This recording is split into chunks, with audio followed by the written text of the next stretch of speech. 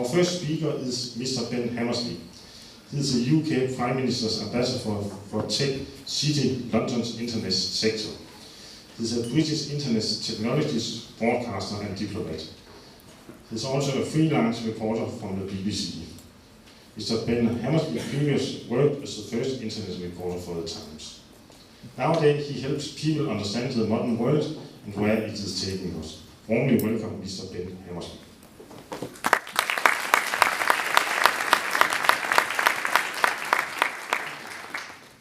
Good morning, everybody. Good morning. Good morning. I flew in from London this morning, which meant I had to get up at 4 o'clock, which means to me it's actually the evening. That's why I had coffee. Thank you for your understanding. As has just been said, I'm the British Prime Minister's ambassador to Tech City. Tech City is a part of London, most people call it Shoreditch, which is where all of the internet startups are. And I'm employed by the British government and by the European Commission and various other people around the world to be a futurist, to be somebody who lives 6 months in the future so that I can come back and tell them all about it. You'll be happy to know if you yourselves live in the today, you don't live 6 months in the future, you'll be happy to know that in January PowerPoint will be made illegal around the world. So I don't have any slides, so you're just going to have to listen to me talk. I'm sorry about this. It's the death penalty. It's overkill, but I think it's necessary. So I've been asked to talk to you about smart cities. But before we get on to that, I think it's really important that we remind ourselves of the underlying forces that are driving the future, that are driving today. As I said, as a futurist, my job is really to think about things that are a year or 3 years or 5 or 20 or 50 years away from us. But really, we do that not so we can understand the future, but we think about the future so we can understand the present. Science fiction has always been about that. Science fiction books and films and TV shows haven't really ever been about the future. They've always been about today. But using the future as a way to take away the pain, to give you some separation. But if you read science fiction, if you read a lot of science fiction, what you'll find over the past few years is that science fiction authors have started to give up a little bit. William Gibson, who's perhaps the most famous contemporary science fiction author in America, the man who invented the word cyberspace, the writer of the book Neuromancer, which really sort of pushed some of the ideas of the internet forward, he has stopped writing books set in the future because he said that the present is so weird that he can't think of anything that will be even more weird to make it appear futuristic. And I think we all kind of understand that. We wake up every day, especially in the past couple of years, and every day there's something new and something completely weird, and the world is changing underneath us very, very quickly. And so we have to examine why that is. Why is the world changing underneath us? And I think when you're talking about technology, when you're talking about IT, if you're talking about smart cities or the internet or whatever, you shouldn't be talking about the gadgets. You shouldn't be talking about iPhones or Xboxes or the new laptops. You should be talking about the fundamental forces that are driving technology forward. The most important fundamental force is a thing called Moore's Law. I'm sure you're all aware of this, but let's remind ourselves. Moore's Law was invented in the early 60s by a man called Gordon Moore. He was the co-founder of Intel, people who make the microchips. And in the early 60s, he looked at the microchips that they'd been making, the integrated circuits, and he realized that roughly every year, every 12 to 18 months, for the same price, the number of components on a microchip would double. Effectively, the power of that microchip would double. And he said, well, this is really interesting. I want to come back to this, see if it continues. And about 8 years later, in the early 70s, he looked at it again, and they realized that this was true. Roughly every year, for the same price, computing power doubles. Now we know that this has continued ever since, and we think that it will continue for at least another 20 years. After 20 years' time, you reach some interesting subatomic problems, but, you know, and we can hand-wave about that. But from the 70s through to today, and for the next 10 or 20 years, computing power has doubled for the same price every year. Now, we already know this, you already know this, right? That Moore's Law is the thing that enables Apple, a couple of weeks ago, to suddenly and magically make everybody's phones a little bit shit. Because, you know, you woke up one day and you're like, oh, it's not very good, is it? I want a new one. It's the reason why when you buy a new laptop 6 months later, you're walking past the store and there's one that's twice as good in the window for the same amount of money, and you're like, and it's that continual doubling and doubling and doubling of power. Now, we talk about this doubling of power in many ways. It used to be that we would say that your phone had the same amount of power that NASA used to put a man on the moon. And then it was not your phone, but your washing machine had the same amount of computing power as NASA took to put a man on the moon. And now it's a traffic light on the end of your street probably has the same amount of computing power as NASA used to put a man on the moon. Actually, the latest version of that is that one single Google query, if you do a single search, just any search on Google, one single search, that uses the same amount of computing power as NASA used for all of the Apollo missions on the ground and in flight. All added together makes one Google query. That's true.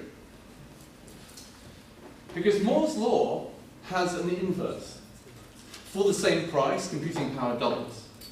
Or, for the same amount of computing power, the price halves. And halves again, and halves again, and halves again. We are living through, strangely, the first time in the history of humanity where technology, where the tools that we have this exponential growth, this doubling and doubling and doubling and doubling again. We've never had that before.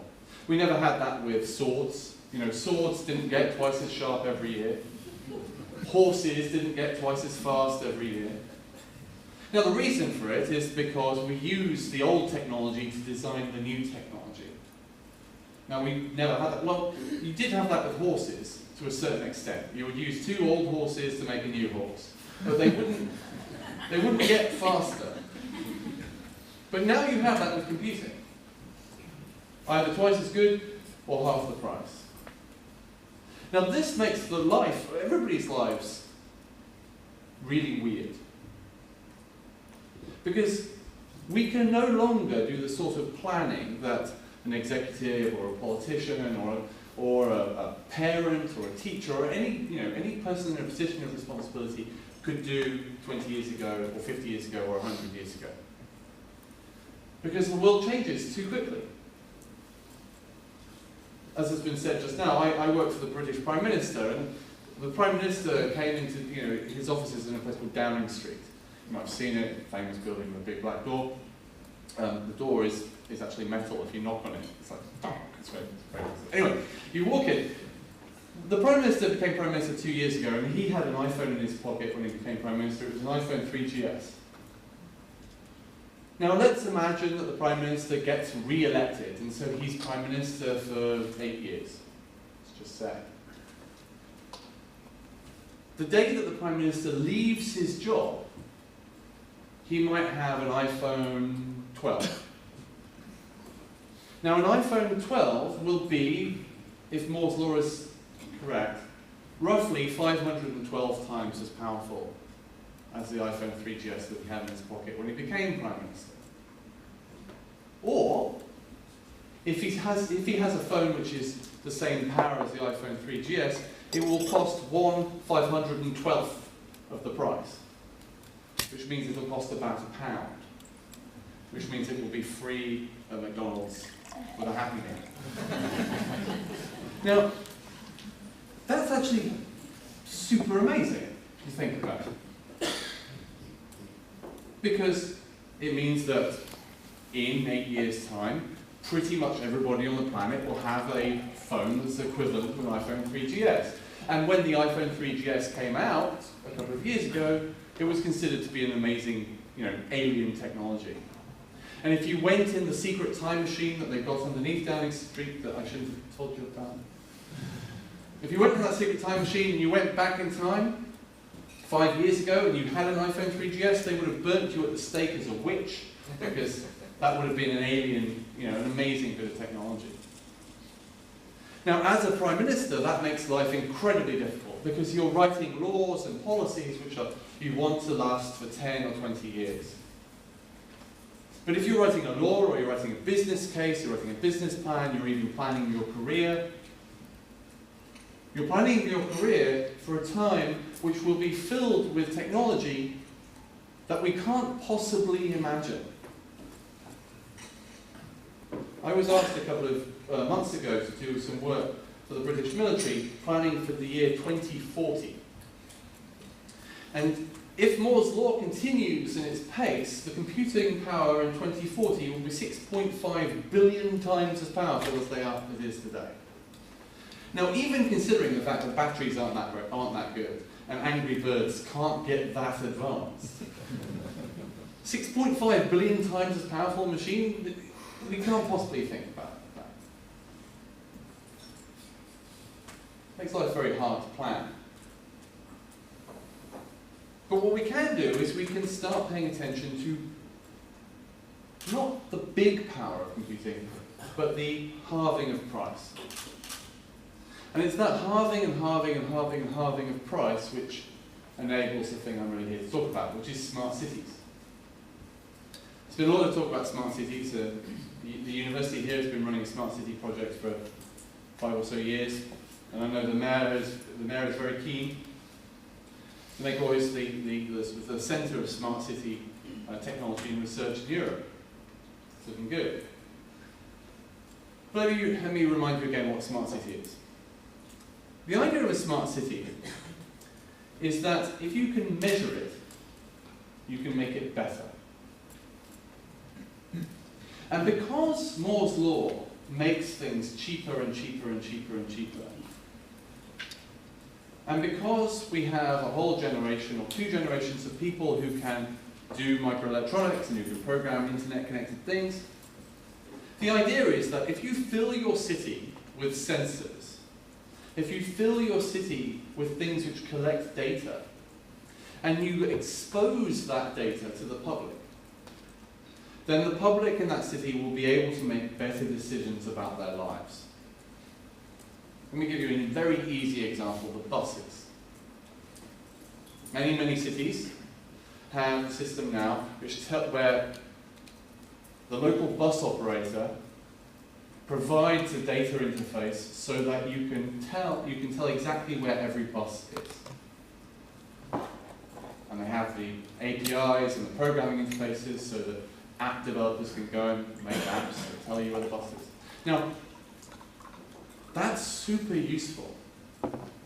Because imagine that you're in the pub, or in a cafe, with your friends, and you think, I need to go home, but I'd really like to have another drink. And the bus stop is over there, and it's raining.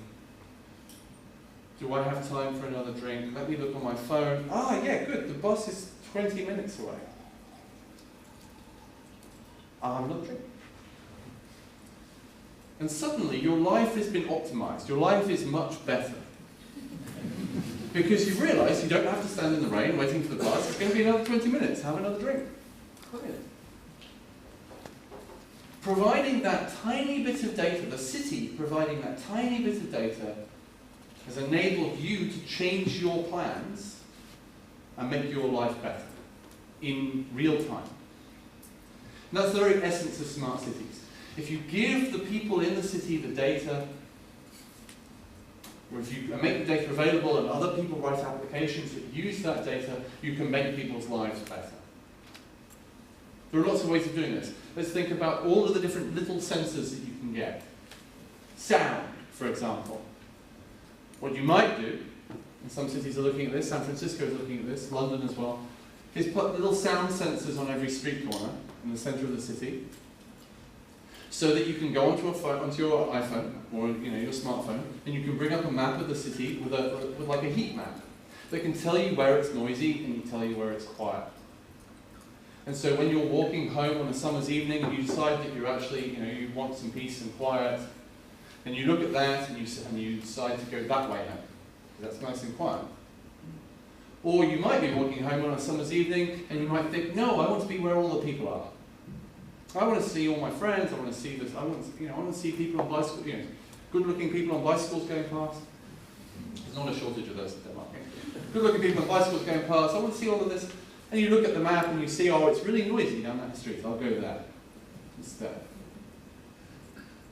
Little tiny sound sensors. Or it might be that you're buying an apartment, or you decide to move house, you're going to rent a place. You can look at the data coming off the sensors in the street and decide if that's the place where you want to live. All because those little sensors and connecting it to the internet is incredibly cheap because of Moore's law, because of this constant thrust of technology forward, which is either making things twice as powerful or half the price. This combination of the fact that we have in our pockets very sophisticated devices that are doubling in power, and we have very, very cheap sensors which are halving in price every year, is the future of cities. When we talk about smart cities, that's really what we're talking about. The combination of those two things, allowing the city planners, the council, the architects, the people who live in it, to create a better world. This is incredibly exciting. And we've seen, over the years, many early stages of it. I don't know if it is here, but in most cities, when you're driving in, there will be signs that tell you the number of empty car parking spaces in the different car parks around the city. Yeah? Well, that's a smart city project. It's an old one. Now, if you start to do that for everything, it enables you to live your life in a much more interesting way. However, we come up to, at this point, an interesting cultural problem.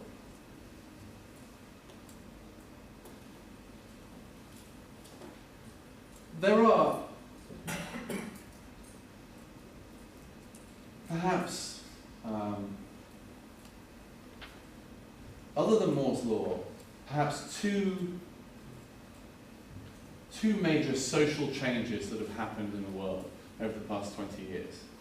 When people look back at the first 10 or 15 years of the web being a big public thing, there'll be one social change which personally I think it will have changed the world more than anything else. And it's something I call the ubiquity of reviewing. Now imagine 20 years ago that you'd gone out for a meal in a new restaurant and you wanted to review that meal. You wanted to write a piece about it, write an article about that meal. Now if you'd wanted to do that 20 years ago, you would have had to have started 20 years before that. Because you would have had to have started by going to journalism school and then getting into a local newspaper and working your way up and eventually sleeping with the editor or two and then eventually becoming made restaurant critic. And then you could have gone to dinner and had the dinner, and then you could have gone home and written a piece, sent it to your editor, had it plugged in the newspaper the next morning. Nobody does that much pre-planning, right? 20 years before. There were probably only 5 or 6 restaurant reviewers, and there were only 5 or 6 theatre reviewers, and only 5 or 6 cinema reviewers, and TV, and all of that. There's a professional class of critic. So if you had an opinion about anything, you had to have started a long time before, or you could have just told your friends. And if you'd written a review and sent it to your friends would think you're a bit weird, but, you know, that would be it. Today, however, there literally isn't anything you can do in the world where there isn't somewhere where you can write a review and publish it in public. Everything you've done this morning, since you got up, there is a review site somewhere where you can publish your review, where you can be a professional critic. From the shower enthusiast websites, to the soap enthusiast websites, to the muesli review sites, to the, you know, the hotel review sites, to the food you just ate, to me right now, you can be critiquing, oh, Ben's really good. You know, everything you can do. Every book you've read, every film you've seen, every meal you've had, every hotel you've stayed in, every flight you've taken, everything you can do in the modern world, there is somewhere for you to be able to review it. And in fact, you're actively encouraged to do this. You're going to be hearing later today about social media, about the power of social media, and about the power of the spreading of opinions. It's a major part of our culture now that we all review stuff in public. You buy a book online, you review it. The the score out of 5, how many stars out of 5 do you give this? It's basically the major expression of the age. Right? We've become incredibly used to being allowed to give our opinion. In fact, not only have we become used to it, we expect it. And as you'll hear later from some of the other speakers, not only do we expect to be able to give a review, we also expect people to answer back to us. Imagine if I'd flown here this morning and I'd had a terrible flight. Once I got off the airplane and I tweeted, you know, that was a terrible flight at Ryanair, you know, I hate you. I would expect within 10 minutes to get a reply. Well, actually with Ryanair I wouldn't, but well, I'd expect a reply, but it would be like, with British Airways. If I flown here in British Airways and I had a bad time, we were like at British Airways on Twitter, you know, that was terrible. The sandwiches were, you know, awful. And with it, I would expect a reply. I would expect, just as a not as a journalist, not as a diplomat or anything like that, but just as a regular person on the internet, I would expect a reply. I expect my reviews of things to be treated as equally as anybody else's.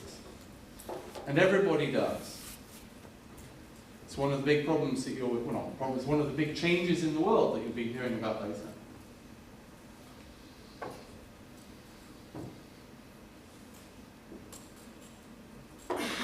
When you have a smart city, when you start to expose all of this data, when you start to make all of this information available, it gives people huge amount of knowledge about what's happening in their town. And that, combined with the fact that people are used to be able to review things, that people now expect their opinions to be taken very seriously, will come together to create a whole new type of politics and a whole new way of expressing your individual cultures to the individual cities. And this is something which is both a threat to the old ways of working, but also an opportunity. It's an opportunity for new businesses, and it's also an opportunity to make the city and the country a better place. But the risk you have comes from the big vendors of smart city stuff. If you look at the marketing material of the 4 major smart city vendors, you know, IBM, Siemens, and so on, you'll see that the case studies that they provide are very, very specific to the cultures from which that technology came. So for example, an IBM smart city, they're very, very excited about the ability to make commute times very short. Because they're dedicated, they're designed by people who live in the suburbs, and drive to work. You know, they live in a South American suburb, they get in a big car, they drive down the freeway, they park in a car park, they go up, sit in a big building, and sit in a cubicle, work, and they get back in the car and they drive back home again, and they sit in a big chair and watch TV. And smart cities, for IBM, is optimizing that. How do you make the commute shorter or whatever? Because that's their cultural values. Whereas here, for example, you know, you have the most pavement cafes per capita than any other city in Europe. Do you know that? It's true. You might decide that actually the dominant culture that you want to promote here isn't a short commute to work to sit in an office cubicle. You might want to promote a longer commute to work that you want to optimize for prettiness, or optimize for inspiration, or optimize for calmness, or optimize for the countryside, or optimize for romance. Whatever it is. And every individual city and every individual person has to start to make those decisions, has to start to think about the cultural values embedded in the technology.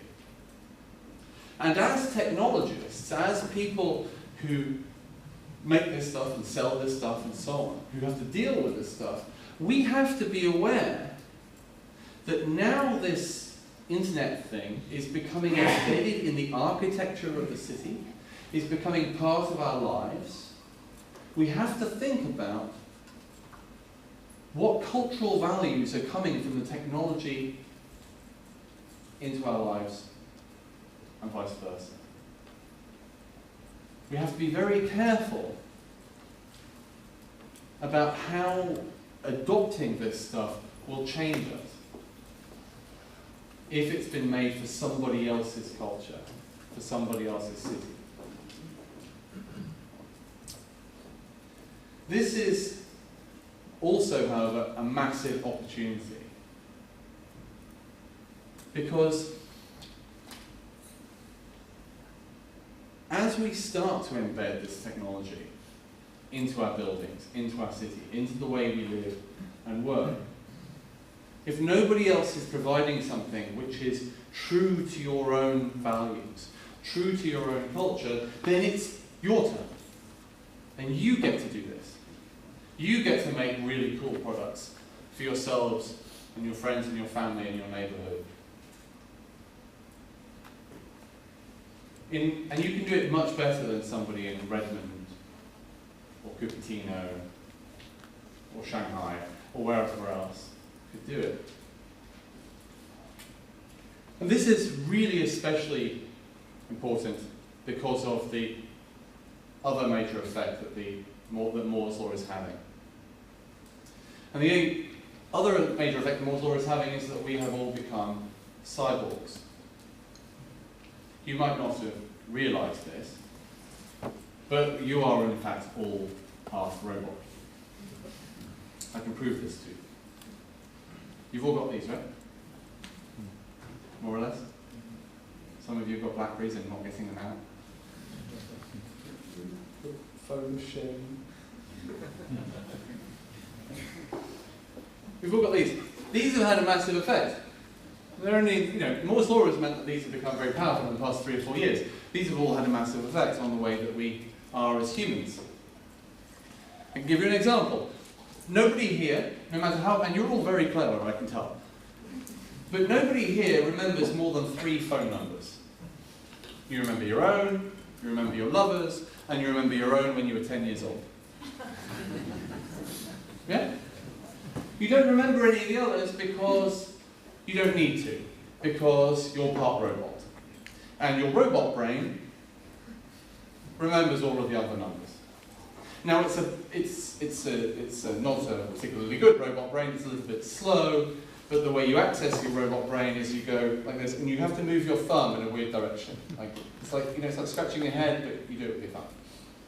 And you do that with your thumb, and after a few seconds, oh, you remember the number. Now, your robot brain is never more than probably 1 meter away from you at any time in your life, right? It's either a couple of millimeters away from you because it's in your pocket, or it's on the table next to your head when you're asleep, or it's in the shelf in the bathroom when you're in the shower, right? It's a very intimate thing, your robot brain. If I was to come out into the audience and steal one of your robot brains, you would in fact lose your mind, okay? Quite literally. You would freak out.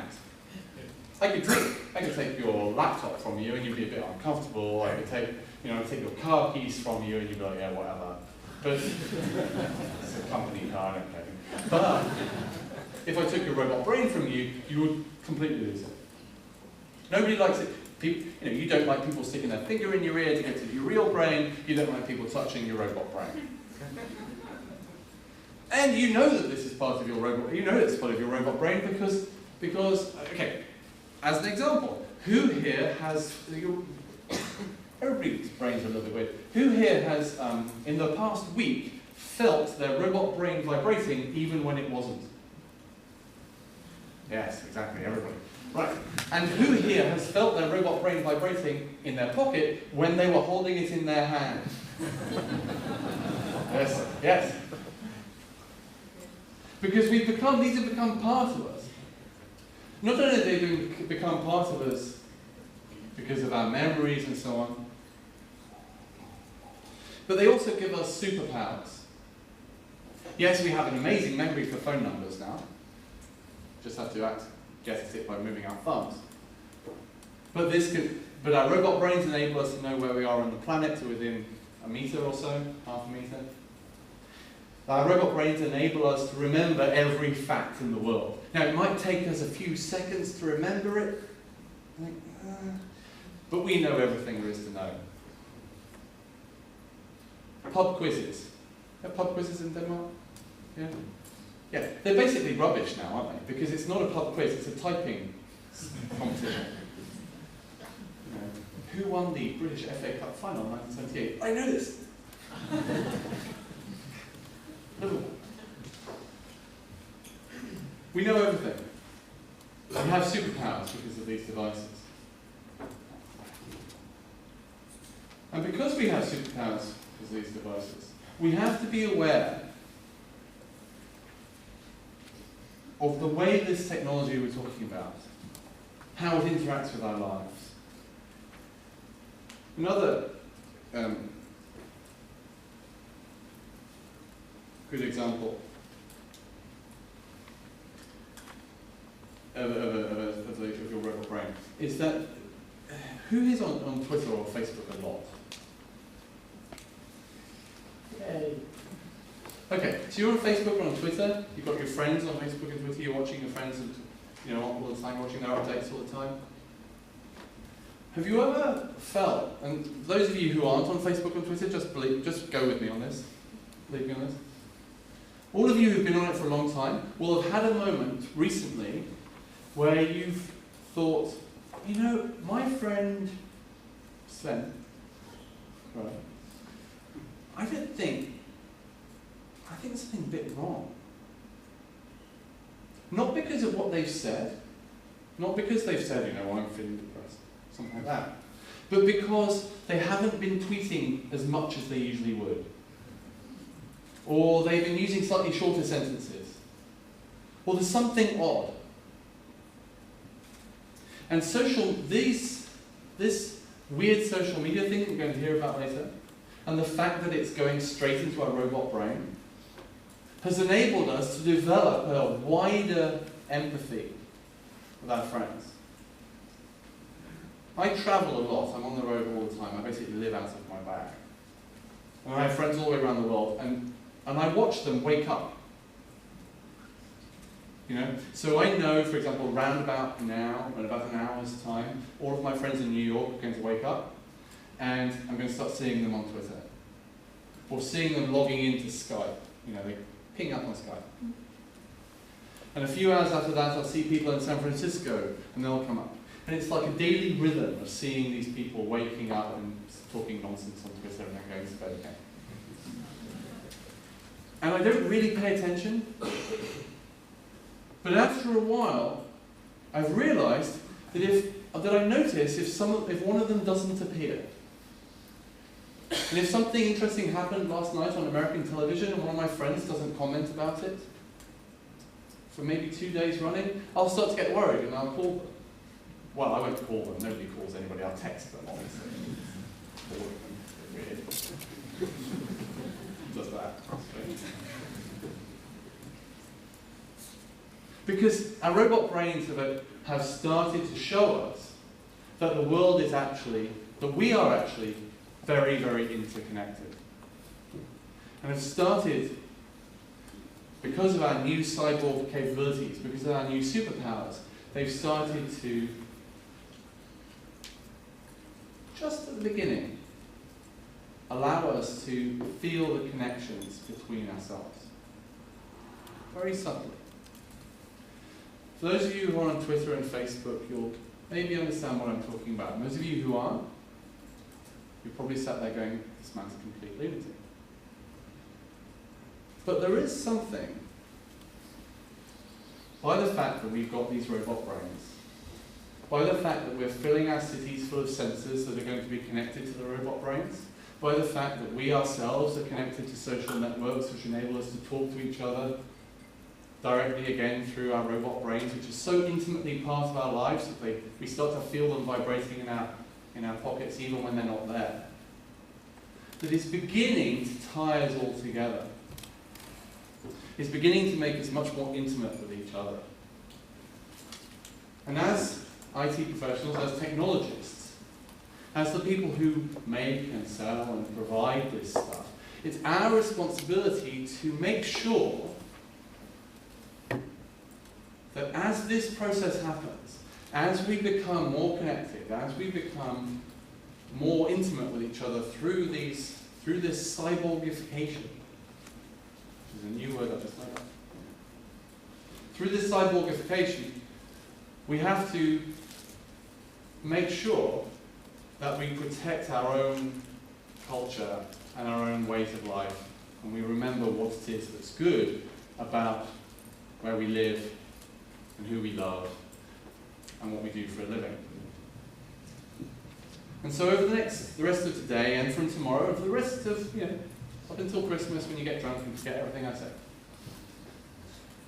start to think about the cultural values embedded in the technology that we work with every day. Are we using things, making things, selling things which are good for us as people and good for us as families and as communities, as cities? Or are they bad and destructive? Or do they bring somebody else's cultural values and embed them on top of us? If we can pay attention to that, then the promise of smart cities, to use technology, to use data to make our lives much better, will come true. And if we can't pay attention to that, if we ignore the fact that all of this stuff are tools to be used by people, and we are not people to be used by the tools, then it will be disastrous. But I think that we can, over the next few years, now that this stuff is becoming real, if we pay attention, we can make a really, really nice place for everybody to live in. And I hope you will join me in that optimism. Thank you very much for having me.